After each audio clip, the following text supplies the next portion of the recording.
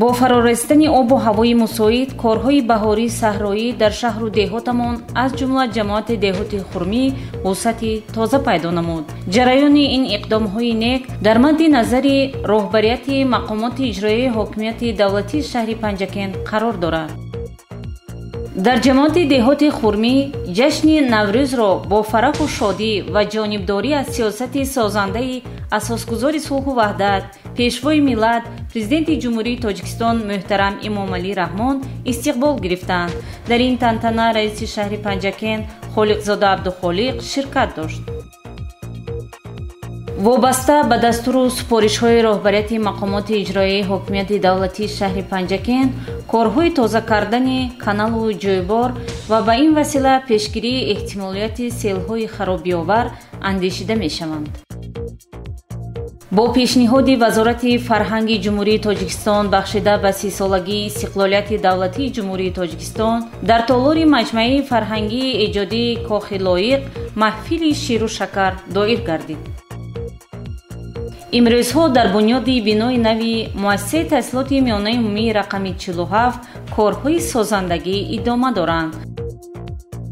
шумораи навбатии моҳвораи Симо нашраи ширкати Садо ва Симо аз чоп баромад. нақши бинокорони қитъаи сохтмонии рақами 3 дар ободу зебо шудани Панҷакенти Бостонӣ калон аст. роҳбарияти муассисаи таҳсилоти миёнаи умумии рақами 3 бо як нишасти хосрона вале самимии Наврӯзӣ эҳтиром гузоштанд ба собиқадорони меҳнат, онҳое ки дар ин дабистон солҳои зиёд фаъолият доштанд.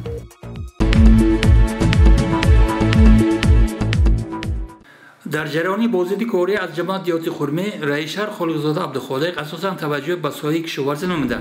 нахуст ба гармхонаи соҳибкор Мақсура Шарипова омад. аз суҳбат бо масъулони гармхона маълум шуд ки модари арҷманд Мақсура Шарипова ва аҳли оилааш дар парвариши сабзавоти барвақтӣ таҷриба доранду мақсад гузоштанд ки имсол ҳам аз замини гармхона оқилона истифода бурда ҳосили хуби сабзавот ба даст оранд. раисшаҳр Холиқзода Абдухолиқ бо қадршиносӣ аз заҳмати ин оила дар парвариши сабзавот сухан монда барои чунин иқдоми нек ба масъулони гармхона хоса модари меҳнатдӯст Мақсура Шарипова изҳори сипос намуд. худи ҳамирӯз раисшаҳр Холиқзода Абдухолиқ бо фаъолияти саҳмдорони хоҷагии деҳқони Шамси Назаров дар самти бунёди боғ шинос шуд ва иқдомро ҷиҳати барқарорсозии боғи кӯҳна ва шинондани қариб 500 бех ниҳоли дарахтони мевадиҳанда аз қабили себ, биҳӣ, зардолу на танҳо дастгирӣ, балки худашам вақт ёфта ниҳол шинонид.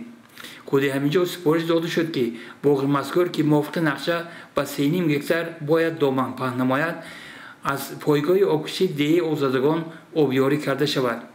саҳмдори хоҷагии деҳқонӣ Шамси Назаров Абдуҳаким Азимов раиси шаҳрро бовар кунонид ки деҳқонони ин минтақа минбаъд баробари шоликорӣ ва боғпарварӣ низ ҷиддӣ машғул шуда ҳосили фаровон хоҳанд рӯёнид. раисшаҳр Холиқзода Абдухолиқ дар ҷамоати диёти Хурмӣ ҳангоми суҳбат бо масъулони равости кишоварзӣ ва деҳқонон бор дигар аз барномаи озиқавории кишвар ёдовар шуда аз онҳо даъват ба амал овард ки дар иҷрои дастури супоришҳои асосгузори сулҳу ваҳдати миллӣ пешвои миллат президенти ҷумҳурии Тоҷикистон муҳтарам Эмомалӣ Раҳмон ва вазифагузории раиси вилояти Суғ Раҷаб Аҳмадзода масъулият зиёд дошта бошанду вазифаи худро бо ҳисси дарки масъулият иҷро намоянд.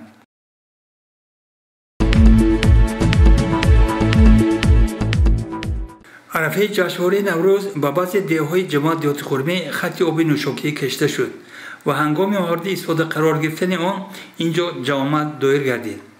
мардум даст ба дуо бардошта ба роҳбарияти мақомоти иҷроии ҳокими давлати шаҳр барои кӯмаки дастгирӣ изҳори сипос намуданд. дар ҷамомат раисшаҳр Холиқзода Абдухолиқ сухан гуфта иқдоми сокинонро нек арзёбӣ кард ва гуфт ки он ҷавоби муносиб аст ба иқдомҳои сатҳи ҷаҳонии президенти кишвар нисбати оби нӯшокӣ. баъдан раисшаҳр Холиқзода Абдухолиқ дар тантанаҳои наврӯзии мардуми ҷомаат ширкат дошт, сухан гуфт ва таъкид намуд ки эҳтирому арзгузорӣ ба Наврӯз эҳтиром ба таърихи пуршарафи халқи тоҷик аст. рақсу таронаҳои наврӯзӣ ба чорабинии мардуми ҷамоати диёти Хурмӣ шукӯҳи бештар бахшиданд. ёдовар мешавем ки барномаи алоҳида дар ин бора намоиш дода мешавад.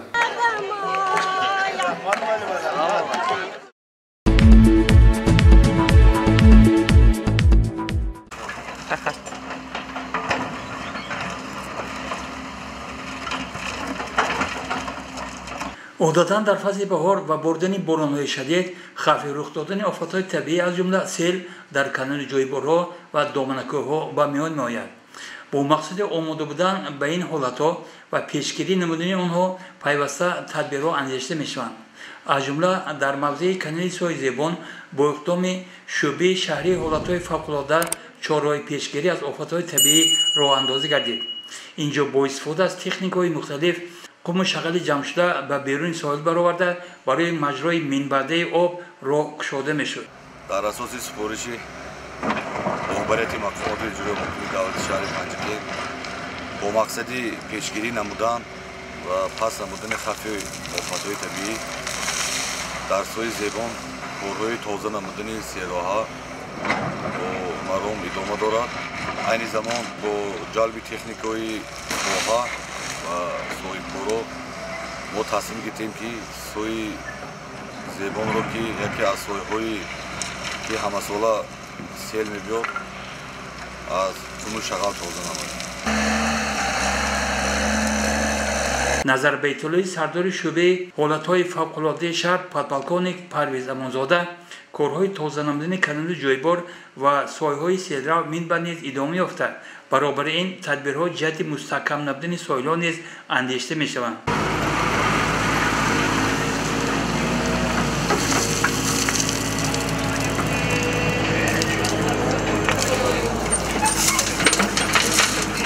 در نقشه است در دیگر سوژه سیل‌رو و نیز کارها را به انجام رسانیم و همزمان کارهای سوال مستحکم کنی سویلی دایره زرافشان نیز کارهای سوال مستحکم کنی را به انجام رسانیم.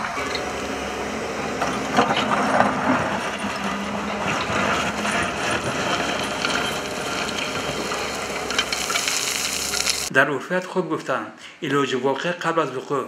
ماهیت این مسئله را در شعبه حالت‌های فوق‌العاده شهر خوب درک نموده از حالات تدبیرها می‌اندیشند تا که چاره‌های ضروری منبع پیشگیری آفت‌های طبیعی راه اندازی شوند.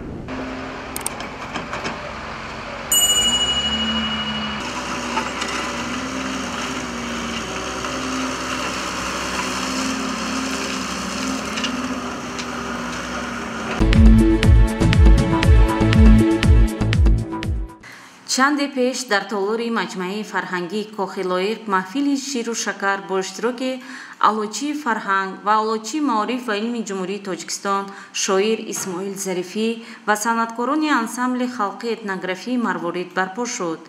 این محفل شعر و سرود را مدیر شعبه رشد اجتماعی و رابطه با جامعه مقامات اجرایی محلی حکومت دولتی شهر پنجکن دوستوف افضلشاه افتتاح نموده هدف برگزاری این چاره‌بینی فرهنگی را ابراز داشت. با پیشنهاد وزارت فرهنگ جمهوری تاجیکستان به خاطر ترغیب دستاوردهای 3 سالگی استقلال دولتی، ترنم وحدت ملی یکپارچگی تاجیکستان، وزارت فرهنگ در اساس دستور پرزیدنت جمهوری تاجیکستان پیشوای معظم ملت امام علی رحمان ترتیب برگزاری محفل‌های شعر و سرود، شعر و شکر را در مرکزهای ولایت مختار کوهستان بدخشان، ولایت سوخت، ختلان، شهر دوشنبه از جمله در تمام قلمرو کشور عملی گردیده ایستاده است و حالا باشد با دستور راهبر دستگاه اجرایی پرزیدنت جمهوری تاجیکستان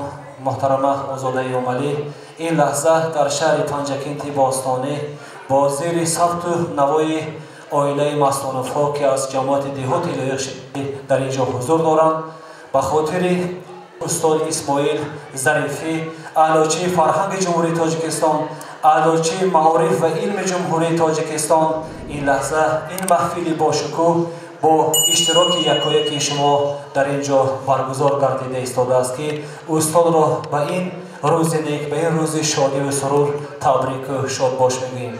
خدمت‌های شاعر اسماعیل ظریفی را در بلند برداشتن سطح معنویات جامعه رئیس شهر پنجکن عبدالخالق خالقزاده قدردانی می‌نماید. در محفل تحفه خاکسارانه رئیس شهر را به شاعر خوش‌سلیقه اسماعیل ظریفی نماینده مقامات اجرایی محلی حکومت دولتی شهر افضلشاه دوستوف سپارید. سپس خاطرات خیشро از رابطه دوستی با شاعر اسماعیل ظریفی رئیس بخش پنجکنتی سازمان روزنامه‌نگاران تاجیکستان توردیبای صالح‌زاده بیان نموده سهم شاعر را در پیشبرد ساحه‌های فرهنگ و معارف قید کرد. خوب در یاد دارم که در تجلیل زادرود استاد ظریفی در کاسه‌تراش سرور این محفل شادروان ده‌ها شعرهای بر متن استاد ظریفی سرود ایجاد کرده بودند و سراییده بودند و امروز این کار را فرزندان گرامی قدر یادشان بخیر ادامه میدهند. استاد ظریفی نخست یک شخص فرهنگی است، یک نفری هستند که در عائله بسیار فرهنگی دانشمند به عالم آمدند. دوم، استاد ظریفی شخص خیلی کتاب دوست هستند، کتابخوان هستند. در کتابخانه شخصی این کس در خانهشان هزارها جلد کتاب‌های نادر جمع شده است و اون تنها برای نمایش نیست، همه این کتاب‌ها را استاد ظریفی مطالعه کردند. حاصل این برداشت و آموزش بیش از 50 گویم کتاب مجموعه های شعری است که استاد ظریفی تا این زمان ایجاد کردند. اشعار شاعر اسماعیل ظریفی افاده کننده عشق و زیبایی، مهر وطن، افتخار ملی، ارجگذاری به میراث نیوگان، دستاورد و پیشرفت و درد جامعه است. اسماعیل ظریفی در محفل شیر و شکر شعرهای در وصف تاجیکستان و تاجیکان ایجاد کرده خود را قرائت نمود. ز دروازم، ز خاروغم، ز رشتم، بیایو همچو بخیانی صدا کن. به جانم دوست دارم باختر را، به جانم دوست دارم باختر را، مرا فرزندی یاوانی صدا کن. به عدل و داد من نوشیروانم، به عدل و داد من نوشیروانم، مرا کسرای ساسانی صدا کن. چمن پرورده این آب و خاکم، چمن پرورده این آب و خاکم، مرا از نسل سامانی صدا کن. اگر چندی که من از لیوه کندم، به پاس صدق رمانی صدا کن. حافظان خوشصدای انسامبل خلقی اتنوگرافی مروارید سرودهای دلچسب ایجاد کرده را از اشعار شاعر سرمحصول اسماعیل ظریفی سراییده خاطر اشتراکچیان محفل را بالیده گردانیدند. تمامی پست و بالا را نگهدار، مهو شمسی دلارا را نگهدار، سما و عرض و دریا را نگهدار، خدا جان از بلا ما را نگهدار، زمین و آسمان ها را نگهدار. در جریان برگزاری این چهاربینی عضو مجلس ملی مجلس عالی جمهوری تاجیکستان رئیس کمیته اجرایی حزب خلقی دموکراتی تاجیکستان در شهر پنجکن مراد شکرزاده، وکیل مجلس نمایندگان مجلس عالی جمهوری تاجیکستان پرویز شادیزاده به سخن برآمده با نوروز حجت‌طلب همدیاران را شادباش گفته از مسئولیت شناسی و انسان دوستی اسماعیل ظریفی یادآور شدند. مراد شکرزاده قید نمود که تاثیر شعر و سرود به انسان روح و الهام بخشیده معنویات را بالا میبردارند. در محفل همچنین شاگرد و نبیره اسماعیل ظریفی از اشعار بوی و رنگینش پارچه های شعری را قرائت نمودند. باید قید کرد که برگزاری محفل با فرارسی جشن نوروز فرخنده پی راست آمد و همه طبع ادانه داشتند و از تماشای برنامه جالب حلاوت بردند. در فرجام شاعر اسماعیل ظریفی دو کتاب خود دیوان قصاب کاشانی و خواجه اسمت بخارایی را به صنعتکاران انسامبل مروارید تقدیم نموده و تشکیل کنندگان محفل و اشتراکچیان اظهار سپاس نمود. برنامه علاهیده از این چهاربینی فرهنگی نمایش داده می شود. فیروزه عادلزاده، اسماعیل جان خالف برای برنامه پیغام.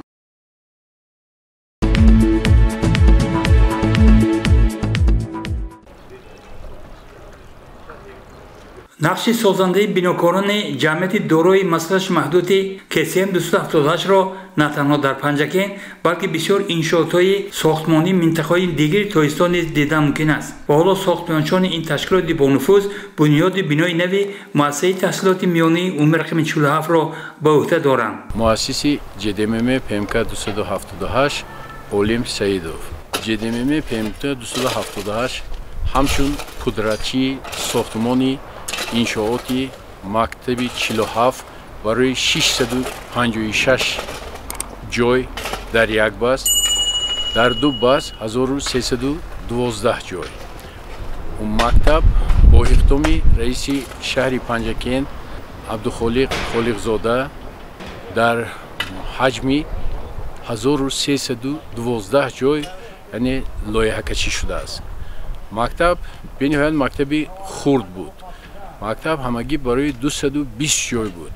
رئیس شهر همین موضوعهای پورا آموخته یعنی طلبات موضوعهای آموخته و خلاصه آمدن که مکتب رو برای 656 جای یعنی در دو بس 1312 نفر خواننده تهیه نماییم. لایحه انشاءات این زمان پورا تهیه شده است. یعنی برای ساختن دو بلوکی 656 جایه همه شرایط ها یعنی مهیا هست و کارگران حاضر در بلوک یکم کار کرده ایستادند. بلوک یکم در روزهای نزدیک 2-3 روز پس پورا تکرسیش به انجام میرسد و قبط یکم انشاءات آغاز میگردد و اینچنین کارهای زمینی در بلوک 2 برای 656 جای آغاز می‌یابد. انشاءات با طریق زمانوی خیلی وسیع با کورپس‌های تعلیمی با اینفراستراکچورها ساخته می‌شوند. در بنای مذکور برابر سیمخانه همزمان ساخته به استفاده دادن چند انشاءات دیگر نیز در نظر است. در داخل بنا تالار ورزشی برای خوانندگان در حجم 300 متر مربع و 69 جای نشست ساخته می شود و اینچنین تالار مجلس برای 240 نفر ساخته می شود. همه این در آشیانه یکم و در آشیانه دوم و سوم سیمخانه ها، کابینت های فنی، کابینت شیمی، فیزیک، بیولوژی همش در همه آشیانه های دوم و سوم ساخته می شوند و اینچنین در آشیانه سوم باز آشخانه، کتابخانه ساخته می شود که این خیلی شرایط مساعد برای خوانندگان فراهم می آورد و مکتب زمانوی و عموما موضع محلی قاقوری قریب است که در همین مکتب پر را جایگیر می شود. بناکاران جمعیت دارای مساحت محدود کالانی سیاری مکانیکاندی رقم 278 امروزها تحت راهبری عالم سعیدوف با تکیه با مهارت ملکی چندین ساله صورت صفت کارها را تیزانده مقصد گذاشتند که بنای نوی مؤسسه تحصیلات میانی عمومی رقم 47 را که آن از جمله انشاءات جشنی به استقبال 30 سالگی استقلالات دولتی جمهوری تاجیکستان به حساب می رود سر وقت و با صفت خوب مورد بهره برداری قرار دهند.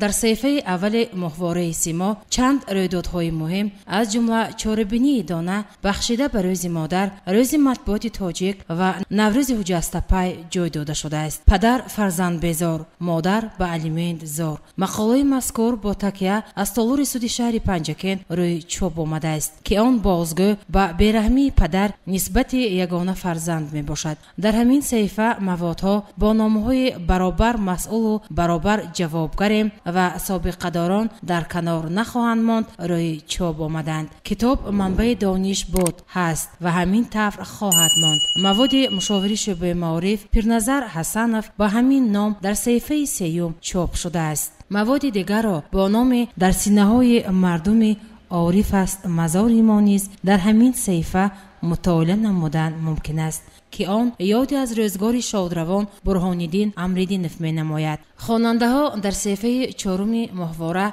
مقاله را با نام عشق پرماجرای خمار مطالعه کرده می‌توانند. از قضا بیشک جزا خواهد رسید. پدرجان، قبلگاه هم نور چشمم، عطر گلبرگ و پند روزگار، این موادها را در صفحه 5 خواندن ممکن است. در صفحه 6 مقاله ها با نامهای بازیافت نادر و 10 عملی که خداوند فرموده است چاپ شده است. چرا نزدیکان رهبران سابق SSR غریبی را اختیار کردند؟ این مقاله قصه از روزگار فرزند اندرابوف تاتیانا میکند که بازگوی بعد پاشخوری اتحاد شوروی یکی از اولین ها شده SSR را ترک نمود. با این مواد در صفحه 7 شناس شدن ممکن است. مقاله های الهام از روز مادر بعضا چنین هم می شود. آیا می دانید که را نیز در همین صفحه خواندن ممکن است؟ چون هر وقت صفحه 8 را گوشی تبسم با لطیفه های نمکین خواندن باب نموده است.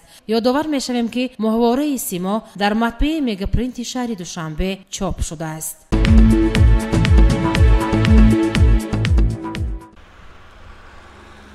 اگر گوییم که پنجگند باسانه در عرفه 30 سالگی استقلالیت دولتی جمهوری تاجیکستان با میدان بزرگ بناکاری تبدیل یافته است خطا نخواهیم کرد. باعث خوشایندی است که در کارهای بنیادکاری سازندگی در ردیف دیگر تشکیلات ساختمان بناکاران قطعه ساختمان رقم 3 نیز سهمگذارند. با اقدام این تشکیلات و تشبث چند صاحبکار وطندوست حال بنیاد بناهای استقامتی بلند آشانه در جای آثارخانه لایق شهرلی واقع در نزد مؤسسه تحصیلات میانه عمومی رقم 71 به نقشه گرفته شده است. من شکر بیانخور سرکار کارخانه سوز 3 می باشم. من در موضعی که ما ایستادگیم کتابخانه لایق صدموی بوده.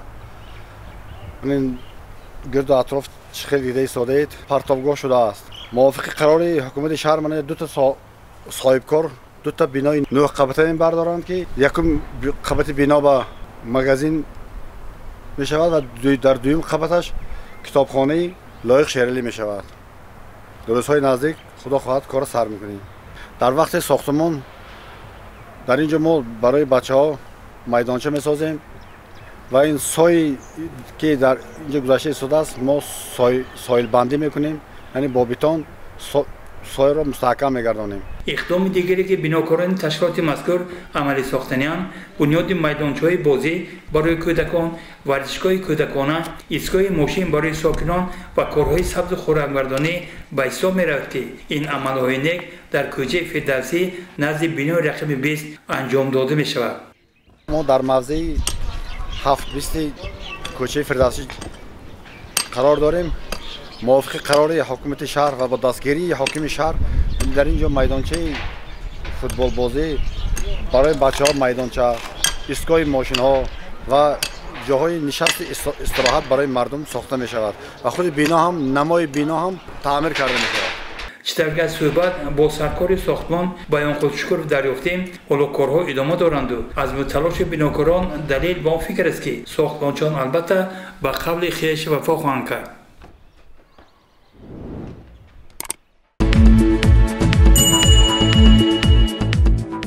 در مؤسسه تحصیلات میانه عمومی رقم 3 به نام نبی کریموف بخشیده به جشن نوروز محفل ادانه با اشتراک سابقه‌داران دبیرستان برپا شد. رئیس شورای زنان و دختران مؤسسه تحصیلات میانه عمومی رقم 3 اعلاچی معارف علم جمهوری تاجیکستان معبوده بردی و محفل را افتتاح نمود. در مؤسسه تعلیم ما روز سوم است که ما عید نوروز را جشن گرفته ایستادیم. با قدم‌های نیکش با مؤسسه تعلیمی ما تشریف آورده است. خیلی شدم که با امروز با اشتراک شما زنهای عزیز سابقه داران مهنت باز مکتب ما باز عید نوروز ما نور عطا کرده شده است. از زبان شاعر گفتنیم ای بهاری بحر و بر خوش آمدی، ای عروسی گلبسر خوش آمدی، از قدمهایت همه گل میکنند گلبداما گلبسر خوش آمدی.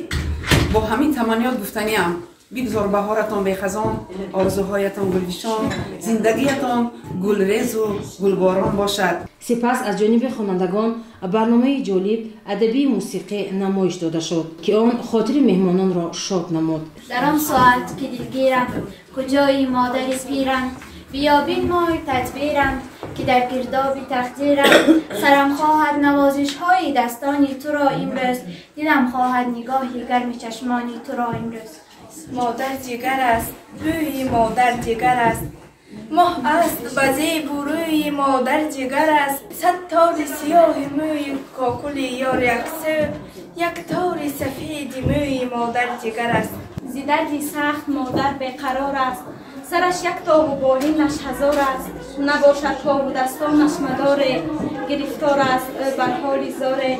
محفل را نمایش صحنه‌چه، رقص مفزون و سرود دلنشین خاطرمان ساخت. در خاتمه محفل سابقه‌داران ساحه مکتب معارف با روحیه ادانه با قلب‌های پرمهر خاطرات خود را از دوران فعالیت کاریشان در مؤسسه تحصیلات میانه عمومی رقم 3 بیان نموده و سرور دبیرستان حمیده حبیب و منتداری بیان نمودند. در چنین روزهای بیدارشوی احیای طبیعت هر کی ما رو یاد کرد خدا رو یاد کنه. بگذار به همین مرتبه های و به همین سن و سال ما رسند. کسی که ما رو عزت کرد، حرمت کرد. همیشه کاراتون موفقیتناک، پرثمر، دانش بچه‌هاتون مکتب های عالی به داخل شوند، المپیادا به اشتراک کنند و دیر روز بود که ما هم جوان بودیم و مانده نشده با شوق و هوس کار میکردیم. من امروز ما علاقه دولت پیری میرونیم، بگذار دیگرهای هم همین روزهای بینن. ما از این شدیم که در این روزهای بهاری باز با دیدار یکدیگر رسیدیم، باز یکدیگر را دیدیم و آرزو میکنیم که دائما هر بهار ما با یک جا جمع بیاییم و با دیدار یکدیگر رسیم. بعد از اون با تشکیل کننده گانی این جمع آمد، از اون جمله بیردی و مولوده سرور مکتب حبیب و حمیده منتداری همه این نشستگان را میرسانم. میگن که سال که نکست از بهارش پیداست. بهار ما در آن است که یگان بار یگان کس غم و درد نبیند و آن روزهای بعدی که به سر تمام خلق عالم آمد در سال گذشته و غم و غصه هایی که بود همش با سال کهنه پشتی سر شود. رودکی بزرگوار گفته است 4 چیز مرا زاده را ز غم بخرد، 4 چیز مرا زاده را ز غم بخرد، تنی صحت، خوی نیک، نامی نیک و خرد. من خواهان آنم که انا همین چیزهایی که رودکی آرزو کرده است به همه شما عائله شما باشد. تنی صحت، خوی نیک، نامی نیک و خرد. اگر ازید این 4 چیز را روزی کرد سزد که شاد زیاد و غم نخورد. کسی که همون 4 چیز را دارد شاد زیاد و غم نخورد دیگر. در حقیقت اگر تن صحت باشد، بیغم باشه، دانشمند باشه، در یگان جا در نمیمونه.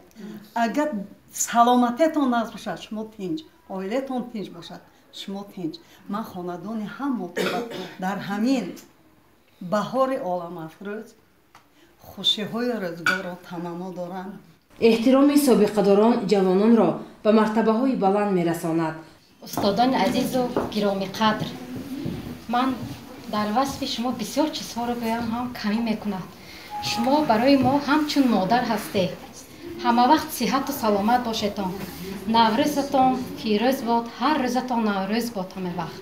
سابقه‌داران دست به دعا برداشتند و تا که جشن نوروز به خاندان هر یک تاجیک و تاجیکستانی تنجی و آرامی، صلح و صلاح و خوشبختی بیاورد. خدا